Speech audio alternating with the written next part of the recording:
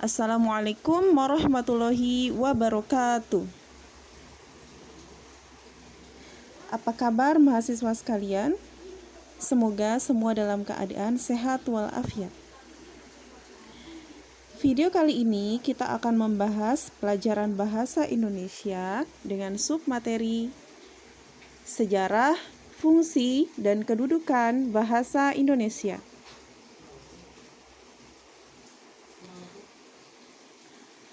Sebelum lebih lanjut kita masuk ke materi, mari terlebih dahulu pahami tujuan akhir pembelajaran bahasa Indonesia. Yang pertama, tujuan umum pembelajaran bahasa Indonesia.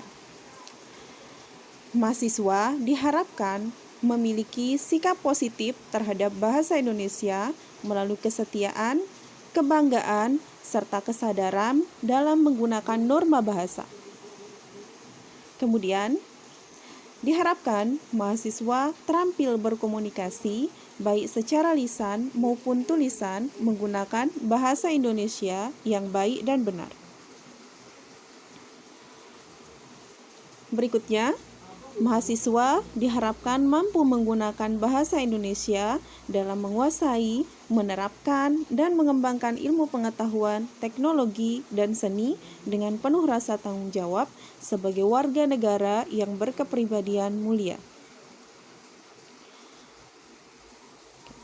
Adapun tujuan khusus dalam pembelajaran akhir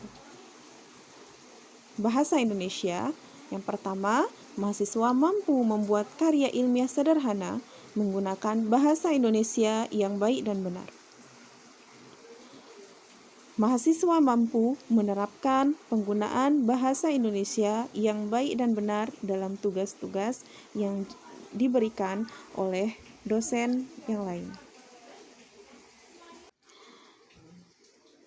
Adapun tujuan pembelajaran untuk submateri sejarah, kedudukan, dan fungsi bahasa Indonesia, mahasiswa diharapkan mampu memahami sejarah, kedudukan, dan fungsi bahasa Indonesia. Baik, sebelum lebih lanjut membahas mengenai sejarah, fungsi, dan kedudukan bahasa Indonesia, ada baiknya dipahami terlebih dahulu mengenai apa itu bahasa, kemudian bagaimana ciri-ciri bahasa, dan mengapa penting untuk mempelajari bahasa, khususnya bahasa Indonesia.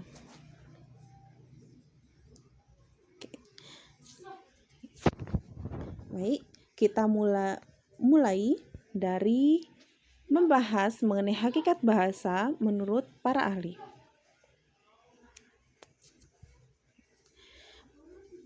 Menurut Kerida Laksana dan Joko Kencono dalam Khayat 2014, bahasa adalah sistem lambang bunyi yang arbitrer yang digunakan oleh para anggota suatu masyarakat untuk bekerja sama, berkomunikasi, dan mengidentifikasi diri.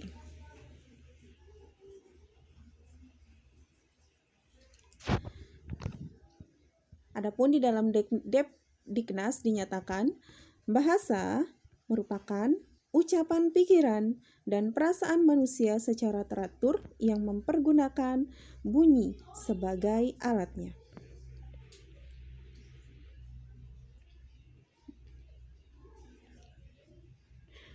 Berikutnya, Goris Krab menyatakan bahwa bahasa adalah alat komunikasi antara anggota suatu masyarakat berupa simbol bunyi yang dihasilkan oleh alat ucap manusia. Dan menurut Wereng, bahasa merupakan sebuah sistem bunyi yang bermakna dan bersifat sistematis. Dari 4 pengertian bahasa yang dikemukakan oleh para ahli tersebut, dapat dikatakan bahwa semua menyatakan bahasa berupa simbol bunyi yang bermakna. Dan dapat disimpulkan bahwa hakikat bahasa merupakan sistem bunyi yang bermakna dan sifatnya arbitrer atau mana suka yang digunakan oleh manusia untuk bekerja sama, berkomunikasi, dan mengidentifikasi diri. Ya, berdasarkan dari pemahaman dan apa yang dipaparkan oleh para ahli tentang bahasa, maka dapat disimpulkan unsur-unsur bahasa adalah terbentuk atas bentuk dan makna. Bentuk menyangkut bunyi dan huruf. Bunyi untuk bahasa lisan dan huruf untuk bahasa tulis. Adapun yang kedua berkaitan dengan makna. Ada pikiran, gagasan, dan konsep yang terdapat dalam bentuk bahasa tersebut. Oke. Lalu bagaimana dengan ciri-ciri bahasa? Ciri bahasa yang pertama yakni arbitrer atau manasuka, yang berarti bahwa tidak ada hubungan logis antara kata-kata sebagai simbol atau lambang dengan yang dilambangkannya. Seperti contoh, lembar kertas yang berjilid berisi tulisan atau kosong, dalam orang Indonesia menyebutnya sebagai buku. Adapun orang Inggris mengatakan itu sebagai books dan orang Arab mengatakan itu sebagai kurrosatun. Jadi di sini tidak ada hubungan antara simbol atau lambang dengan yang dilambangkannya, yang berarti bahasa bersifat arbiter atau manasuka. Namun demikian, walaupun bersifat arbiter atau manasuka, bahasa juga bersifat konvensional. Artinya, penggunaan lambang bunyi dan yang dilambangkannya yang bersifat arbiter atau manasuka tersebut berdasarkan kesepakatan pemilik bahasa tersebut. Ciri bahasa yang ketiga bersifat produktif, artinya bahasa dapat dikembangkan. Kemudian, bahasa juga bersifat dinamis, yang berarti mengalami perubahan. Yang berikutnya, beragam atau bervariasi. Ya, jadi variasi bahasa dapat disebabkan antara lain karena perbedaan asal daerah, konteks pemakaian, dan ideolek. Dan yang terakhir, ciri bahasa manusiawi, bahwa bahasa digunakan oleh manusia. Baiklah, setelah mengetahui mengenai apa itu bahasa, ciri-ciri bahasa, serta unsur bahasa, sekarang kita ingin mengetahui mengapa penting untuk belajar bahasa, khususnya belajar bahasa Indonesia. Ya, yang pertama, perlu kita pahami bahwa bahasa Indonesia merupakan bahasa persatuan dan bahasa resmi negara Indonesia. Oleh karena itu, bahasa Indonesia haruslah dipelajari karena ia digunakan untuk berkomunikasi dalam keseharian sekaligus dijadikan sebagai bahasa resmi negara Indonesia. Berikutnya adalah bahasa Indonesia merupakan bagian dari warisan budaya masyarakat Indonesia. Sebagai generasi penerus masyarakat Indonesia, maka wajib untuk kita melestarikan warisan budaya tersebut. Nah, dengan belajar bahasa Indonesia pula, kita dapat memahami dan menerapkan penggunaan bahasa Indonesia yang baik dan benar. Dan pikiran, gagasan maupun ide dapat tersampaikan dengan baik pula ketika kita memahami mengenai kaidah bahasa Indonesia yang baik dan benar. Baik, sekarang kita masuk ke sejarah, kedudukan, dan fungsi bahasa Indonesia. Oke. Ya, perlu dipahami di sini bahwa dasar pembentukan bahasa Indonesia adalah bahasa Melayu. sebagaimana yang disebutkan dalam Kongres Bahasa Indonesia kedua tahun 1954 di Medan yang memutuskan bahwa dasar bahasa Indonesia adalah bahasa Melayu. Oke. Lantas, mengapa bahasa Melayu dijadikan sebagai dasar pembentukan bahasa Indonesia? Bukan bahasa Jawa sebagai penutur mayoritas dari masyarakat Indonesia. Ya, alasan yang pertama bahwa bahasa Indonesia bahasa Melayu merupakan bahasa perhubungan atau lingua prapanca. Berikutnya, bahasa Melayu bersifat terbuka atau transparan, sangat menerima perubahan. Kemudian, bahasa Melayu diterima oleh berbagai kelompok masyarakat.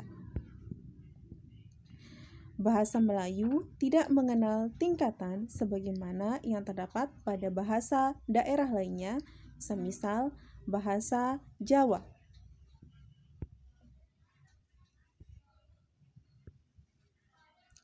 Kapan bahasa Indonesia itu lahir?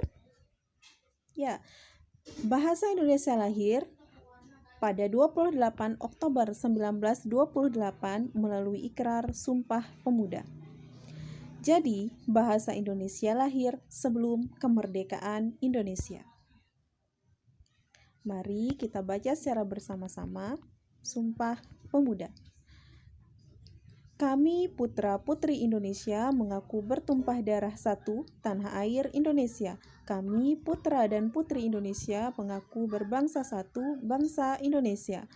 Kami putra dan putri Indonesia menjunjung bahasa persatuan bahasa Indonesia.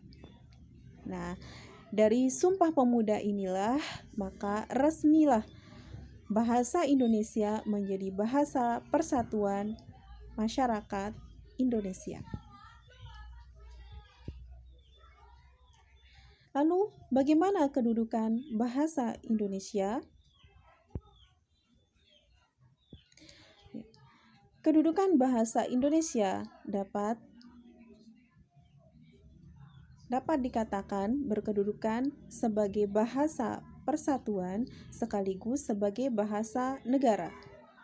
Landasan hukumnya terletak pada Sumpah Pemuda untuk bahasa nasional dan dijadikan sebagai bahasa negara yang berlandaskan pada Undang-Undang 1945 pada bab yang ke-6 pasal 36 yang menyatakan bahwa bahasa negara adalah bahasa Indonesia.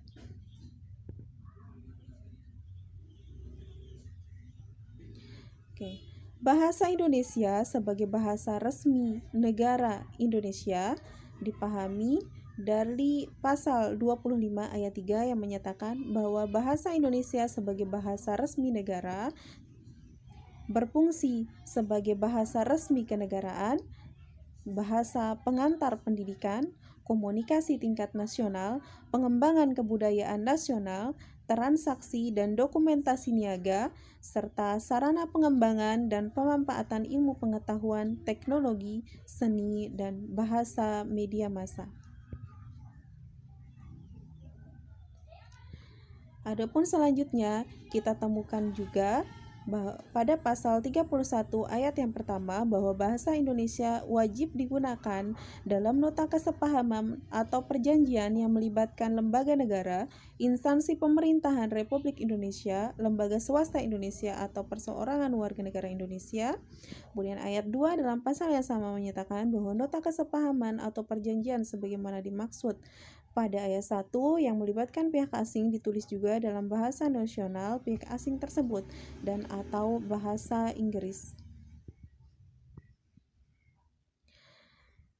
Ya, adapun penggunaan bahasa Indonesia tulis dalam konteks kedudukan bahasa Indonesia sebagai bahasa resmi kenegaraan dalam pasal 34 yang menyatakan bahwa bahasa Indonesia wajib digunakan dalam laporan setiap lembaga atau perseorangan kepada instansi pemerintah.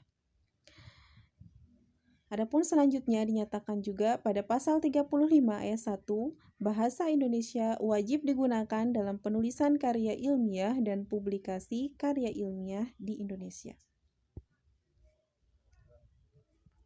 Dalam penggunaan bahasa Indonesia lisan dan tulis sebagai bahasa resmi kenegaraan bahasa resmi kenegaraan bangsa Indonesia, bahwa bahasa Indonesia wajib digunakan dalam komunikasi resmi di lingkungan kerja pemerintah dan swasta.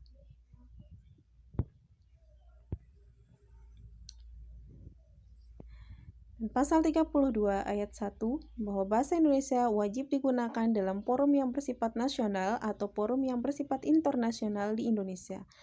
Dan ayat 2, bahasa Indonesia dapat digunakan dalam forum yang bersifat internasional di luar negeri. Ya, jika kita lihat fungsi kedudukan bahasa Indonesia dari aspek kedudukannya, bahwa bahasa Indonesia sebagai bahasa nasional berfungsi sebagai lambang kebanggaan nasional, lambang identitas nasional, alat pemersatu berbagai masyarakat yang berbeda-beda latar sosial, budaya, dan bahasanya, kemudian sebagai alat perhubungan antar budaya dan antar daerah. Adapun fungsi bahasa Indonesia dengan kedudukannya sebagai bahasa negara, berfungsi sebagai bahasa resmi kenegaraan, bahasa pengantar di lembaga pendidikan, bahasa resmi dalam perhubungan tingkat nasional untuk pembangunan dan pemerintahan, dan yang terakhir sebagai bahasa resmi dalam pengembangan kebudayaan nasional, ilmu pengetahuan, dan teknologi. Fungsi bahasa Indonesia dari aspek kedudukannya ini tentu berpijak atau berawal dari landasan undang-undang yang berlaku. Adapun fungsi lain bahasa Indonesia yang pertama adalah sebagai alat ekspresi diri, yaitu alat untuk menyatakan gagasan, perasaan secara terbuka. Yang kedua, sebagai alat komunikasi, sebagai alat untuk menyampaikan pikiran, perasaan, dan pendapat supaya dapat dipahami oleh orang lain. Yang ketiga, sebagai alat integrasi dan adaptasi sosial, yakni untuk mempersatukan bangsa Indonesia yang bersifat multikultural. Yang terakhir, sebagai alat kontrol sosial, yakni bahasa Indonesia mempunyai dampak yang langsung dan kuat pada kenyataan sejarah manusia dan masyarakatnya. Kerap dalam Kurniawan 2012.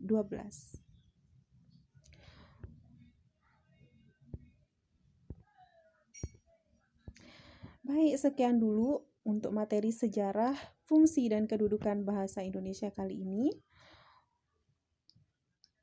Sebagai bentuk pemahaman lebih lanjut, untuk mengevaluasi pemahaman lebih lanjut mengenai sejarah, fungsi, dan kedudukan bahasa Indonesia, maka berikut akan dicantumkan atau diberikan tugas pengayaan berikut.